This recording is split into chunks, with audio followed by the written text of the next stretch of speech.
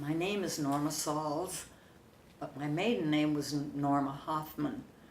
And I wanted to tell you a story about my father, Morris Hoffman. He was a draftsman. He learned the trade when he was in Detroit, and he went to a technical school.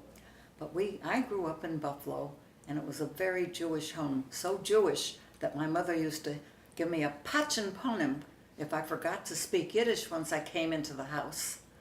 My father was very active in the Verband, which was the Jewish National Workers Alliance, and he had a job from 9 to 5, but when he came home, he was busy with the activities of the Jewish, the Poale Zion, the Labor Zionist group.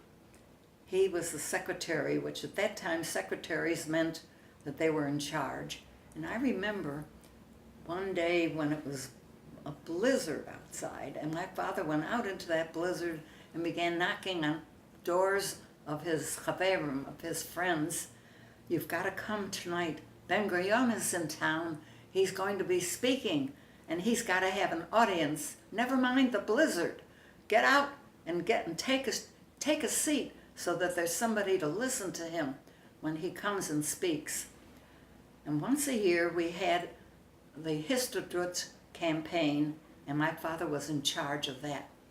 It was wonderful for me because when the campaign began, we got a telephone. We never had a telephone in the house.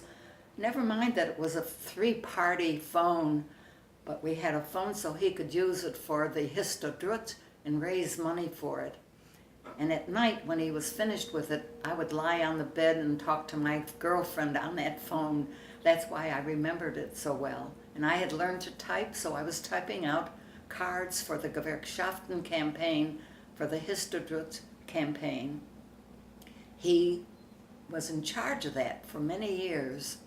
Later in life, I asked him because I knew he enjoyed, he was taking a correspondence course with Cornell University about refrigerators.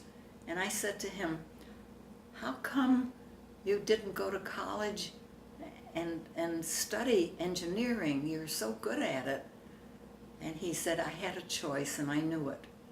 I could either study engineering and become an engineer, or I could devote my life to Israel and make sure that it became a country. And that was my choice. And I've never forgotten that.